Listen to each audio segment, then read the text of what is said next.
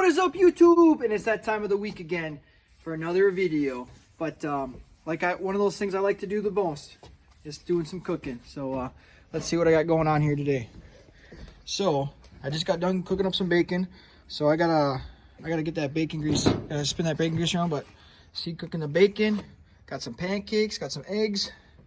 And what I like to do after cook the bacon, just kind of rub this around a little bit, and then we gotta get rid of all that grease. And then we'll add just a thin layer of bacon grease on here, and then we're gonna start cooking those pancakes. But all right, we'll do some fast forwarding here. See that bacon grease? Whew. It's looking good, looking good. And next we're gonna be cooking up some eggs, scrambled eggs, bacon, pancakes. What can you do better? Just getting those scrambled eggs all cooked up. Look how good those pancakes look.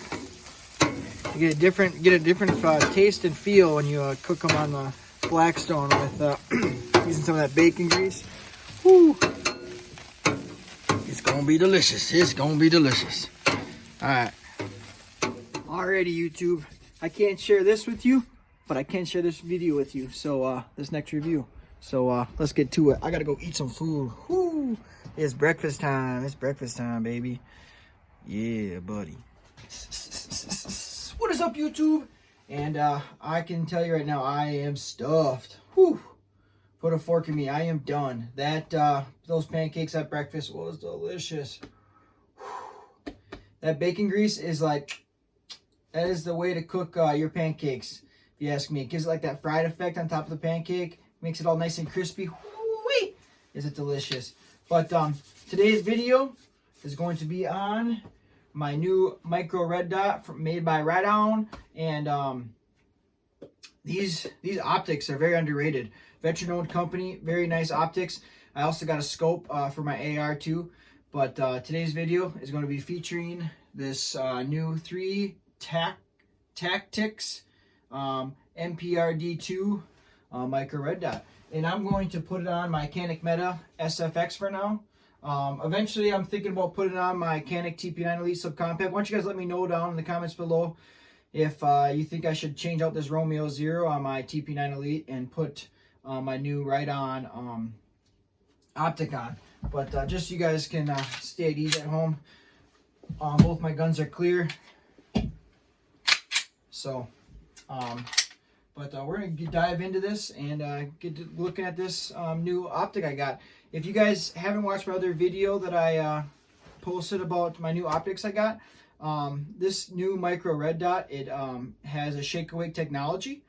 So as soon as you pull it out of your holster, it's going to wake up. That red dot will be ready to go.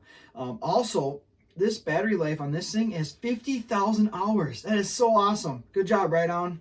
And then also, when the battery starts going low, it has the low battery indicator. So the red dot will actually flash, letting you know that your battery is getting low, that you should change it out. It won't just cut out on you and not work. It'll let you know ahead of time, so that way you'll be ready for the future. You know what I'm saying?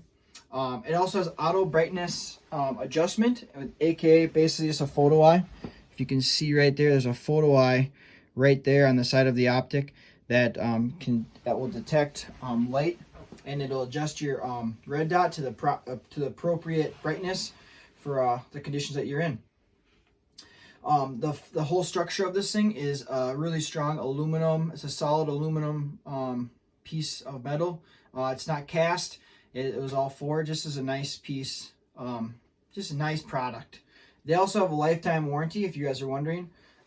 So there you go. Another reason why you should buy it. Lifetime warranty, baby. But enough of me talking right here. I'm going to change the camera angle, and I'm going to show you guys how to mount the red dot onto your CANIK METE SFX. It's going to be the exact same procedure that it would be if it was for your TP9 Elite Subcompact. They're exactly the same. So I didn't show you guys how I did it on the Romeo 0, so I'm going to show you guys how I do it on the CANIK METE here. So stay tuned here. Let's get that camera angle changed. Ready? Ready? Ready? Alrighty, we got the camera angle all changed out. I did speed up the process a little bit. I already got my proper Torx bit, which that is a T10 Torx bit, loaded up into my little mini CANIK here. And then also for my TP9 kit, there's like this little like push rod that you're going to use. So I grabbed that out of my TP9 kit. But All right, first things first, before you start tearing the gun apart, I like to loosen up my screws first. So get that loosened up. Okay, now that it's loosened up, we can make sure the gun is clear. Pull your magazine out, do your press check. It's all clear. Fire the trigger. Okay, and we're gonna wrap your hand around the top, pull down, push the slide forward, and then find that notch in the groove, and then pull the slide off. All right, that's as far as you need to really break it down. So now you're gonna take your T10 Torx, undo these screws or bolts, whatever you want to call them. They're probably more of a bolt because screws will be pointy at the end, if that's how you want to describe them. Put that aside. So yeah, loosen up your bolts. Get them loose. Okay, you got your 2 washers, your 2 bolts out. Okay, now you're gonna come on the bottom here, because it doesn't just lift up on its own. You're gonna take your little push rod here. You can see where the old screw holes are, but there's a bigger hole here. You're gonna put that in there, and then I like to take a Klein's, and you're gonna give it a whack, and then give it a little whack again. You're gonna see it start to move. Move it to the other side. Give it a whack. It's gonna see it's gonna start moving out. It's gonna be a little off-centered, so go back to the other side again. Give it a whack again. And then bam, pops right out just like that. Nothing to it, and you're not gonna do any damage to your gun. Super simple, super easy. And then I wipe off this oil on here. Okay. Alrighty. And then alrighty, now that we got it all cleaned up and ready to go, now we can grab our optic plates, and you got 2 options to pick from.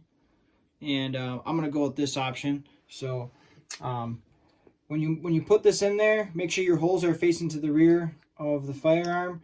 You're gonna kind of slide it in there and then push it in nice and tight, and then you're gonna see that it won't be bowed. If it's bowed at all, make sure you pull it up again and remount it inside there. You don't want it bowed. Okay, you want it nice and flat. Okay, and then you can take your optic, you can mount it on there, get it nice and snug in there. Then you're going to take the screws out of your CANIK kit, and you're going to use those for installation.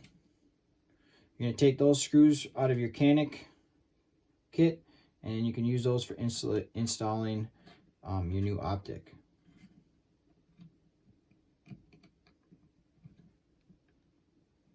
And then if you're not going to take this off, you're going to run this for quite some time. You can also put some medium strength Loctite on there.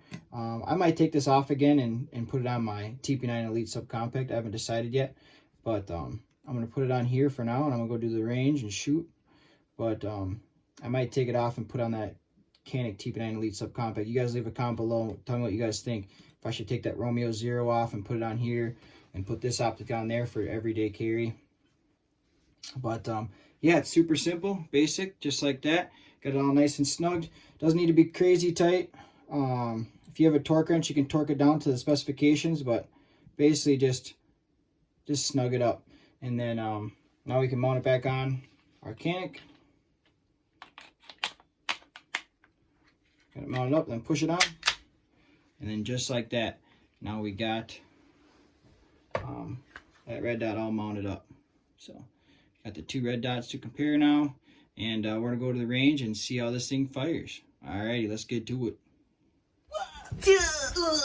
What is up, YouTube? And won't be bringing you guys out to the range, but I did go out to the range. I did go out to Bill's Gun Shop and Range. I took the multi-state carry course. It's a pretty good course. I recommend even if you don't want to carry. These courses have a ton of education, with just firearm safety and just things to do and not to do with your firearm. I recommend it 100%. It's just a good course. They have other good courses too at this place, but I'm sure in your local area there's places similar to this that do have the same exact courses that you can take and just get a lot of education. But with that being said, I kind of wanted to brush on how good I did. I I could have done better, but needless to say, these CANIKs are very accurate, and you're going to wonder why I took the METE out there.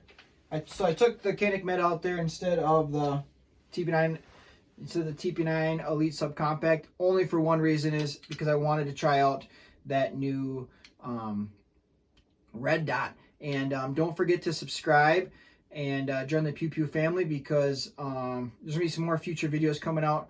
Very fun, interesting videos. And don't forget to leave a comment below and what you think of the durability between these two red dots. If I should put the Riton on my subcompact for more carrying, or you know what to do. These Romeo Zeros, what your experience with either one of these red dots. Just kind of give me your take on it.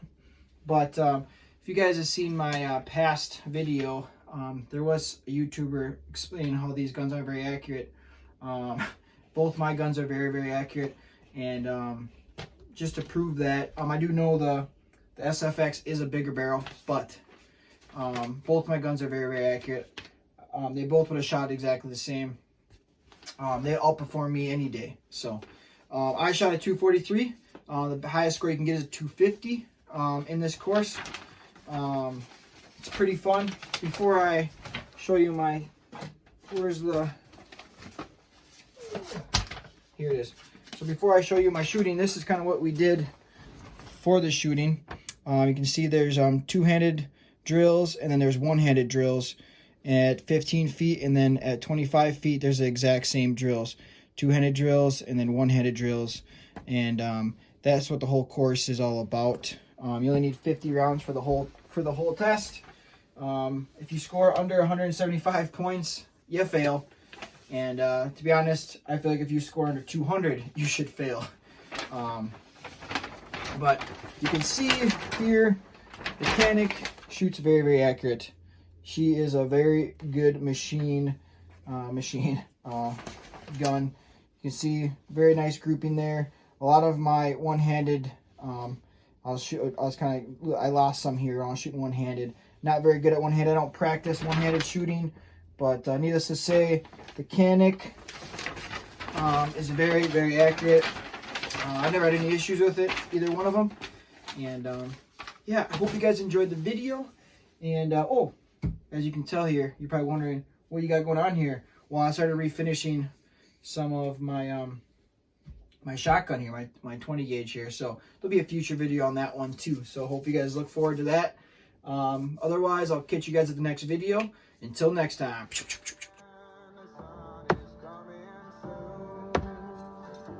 I will swing my